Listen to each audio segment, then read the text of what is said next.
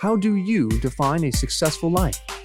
If your answer can be summarized as earthly excellence and sacred significance, you're at the right place. Join host Stephanie Smith as she shares 3 keys unlocking a life of lasting purpose. Learn yourself, love God, and live connected. You'll become smarter about yourself, skilled in human dynamics, savvy about the Christian faith, and strengthened to pass this wisdom on to upcoming generations. And now, let's get started. Today we are wrapping up our look at the Gospel of John, chapter 9, and this awesome story about the man who was born blind that Jesus heals. And just a quick recap, Jesus heals this man by making a mud and spit paste and putting it on his eyes and saying, "Go and wash in the pool of Siloam." He does not tell the man he's going to be healed if he does this. He just shows up and he takes this action, and it requires a tremendous amount of humility for this man to accept having a mud, dirt, spit paste put on his eyes and then being told to go wash in the pool of Siloam. But the man does this, and as a result of this, for the first time in his life, he is able to see. Well, then what happens is people are confused by this, and so they take this man to the Pharisees, to the leaders, and the leaders are split over Jesus. Again, all of God's works, even his goodness, is going to bring divisiveness. Everybody doesn't hoop and holler and cheer and turn to God when a miracle shows up. They end up calling in this man's parents because they are so divided and they can't work out. Some people are saying, Jesus, this man cannot be from God. And other people are saying, well, if he's not from God, that makes him a sinner. And so how can a sinner open the eyes of the blind? And so there's this division here. The leaders can't reconcile this. So then they decide, well, it has to be a matter that this guy really was not blind, or he wasn't blind from birth, or, maybe this was some sort of temporary blindness or whatever. So they call the man's parents in, and the man's parents say, yes, this is our son. Yes, he was born blind. We don't know how he really got to be well, other than the story that he's said here. And we're not making a judgment call about whether Jesus is a sinner or not. Basically, we're not getting involved in this situation. Excuse me, we're just going to be on our way out the door. If you got any more questions, talk to him. He's a grown-up. He's an adult. Talk to him. And they make their exit. The leaders call the man back, and they ask him a second time. This time, though, it's a little different. They begin by saying, give glory to God. Imagine the irony of this. This man has just been healed. He has received his sight. Maybe they should have been the ones giving glory to God for that. Instead, they're not. And they say, we know this man is a sinner. Now, a little bit ago, they were split over whether he was a sinner or not. So we don't know whether they had actually come to an agreement, whether the ones who were saying, no, I'm not sure that he is a sinner, had left or had been told to leave. Was this just a smaller group that corrals this man the second time? We don't really know exactly what happened here. The man responds with total honesty. He says, whether he's a sinner or not, I don't know. He's not getting involved in this fray. One thing I do know, that though I was blind, now I see. He just speaks the truth as he knows it and experiences it. He has enough wisdom to know not to get involved in debating issues that he's not qualified for. I mean, making a judgment about whether Jesus was a sinner or not was making a judgment. And he recognized that judgment was best left up to God. It wasn't his place to make that decision. It wasn't even within his capacity to make that decision. At this point in time, this man has never even seen Jesus, because after he had washed and he had gained his sight, he goes back to where he had been in the beginning with Jesus and his disciples.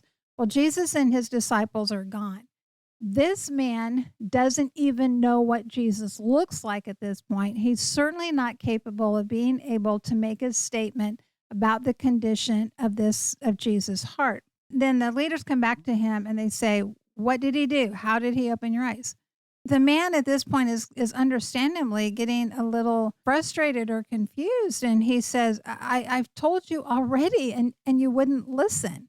And then he says, do you want to hear it again? Do you also want to become his disciples? Because he's already told them how it happened. And so then it's like, well, maybe the reason they want to hear it again is because they're also going to become his disciples. They're going to become his followers. And it's important to understand that just because a person had disciples didn't mean that they were seen as being the Messiah. There were lots of leaders and teachers who had disciples. Disciples were just students. That's all they were. So when we think in terms of disciple, we tend to think in terms of the 12 disciples, but there were actually a lot more disciples, not just with Jesus, but with other leaders and teachers. So when he says to the leaders, do you also want to become his disciples? He's not even making a proclamation that Jesus is the Messiah or the Christ. He's just thinking, well, maybe you guys want to become followers of his too, and maybe then you can learn how he does these kinds of things. What he doesn't realize is he has just thrown a match on a powder keg of dynamite, and it blows up, and he really becomes collateral damage.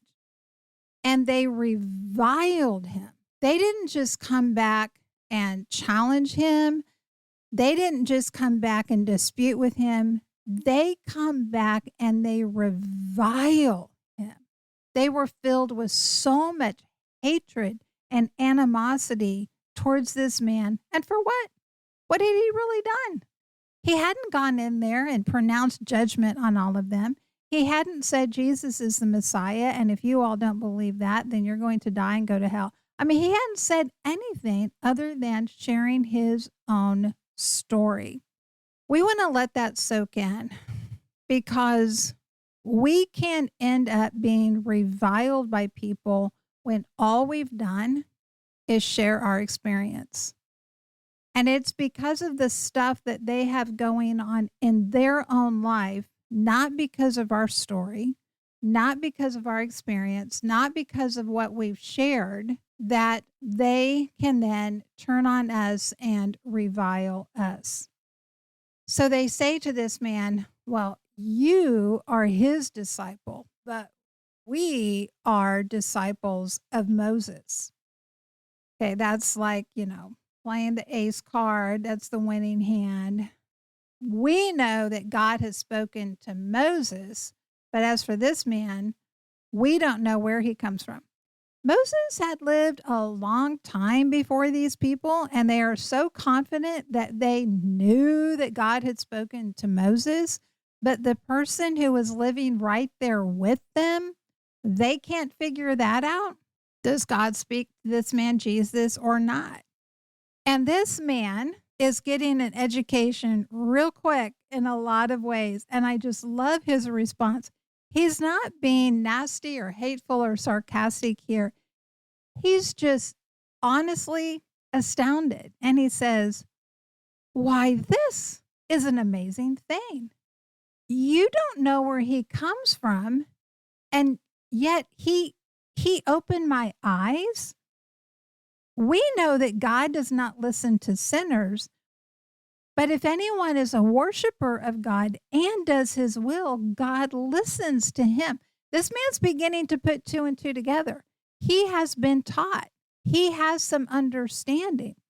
Really what he's doing is he's repeating back to these leaders the very same teaching that they have been espousing for all these years. Okay. God doesn't listen to sinners. We've established that. You guys have been teaching that for a long time. So who does God listen to? God listens to worshipers and people who obey him. So we kind of need to conclude here that this man is a worshiper of God and is obedient to God, because Otherwise, my eyes would still be blind. And then he goes on and he says, never since the world began has it been heard that anyone opened the eyes of a man born blind. No story, no miracle. This is truly something new. And then he says, if this man were not from God, he could do nothing. Remember this. He's not even making the statement that Jesus is the Messiah, the Son of God. He's just saying, hey, he has God's favor. He has been sent by God. Maybe along the same lines as the prophets of Elijah and Elisha and Jeremiah and Isaiah and all of the other prophets that God had sent to the nation of Israel over time. They don't want to hear that Jesus has any favor at all from God. It's not just a matter that they don't want to hear that he's not the Messiah, he's not the Christ, he's not the Son of God. They don't even want people to believe that he has God's approval just as a prophet in the same vein as Isaiah or Jeremiah or Elijah or Elisha or Moses or the patriarchs of Abraham or anybody else.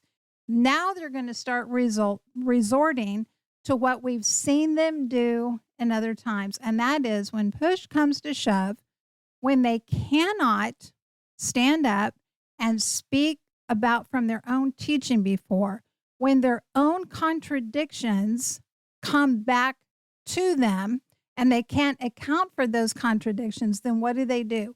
Then they start resorting to straw men, to ad hominem, to personal attacks. And so what do they say? You were born in utter sin. This is an insult. This is not a statement of recognition of people being born with a fallen nature. This is an accusation that said, you were born in sin.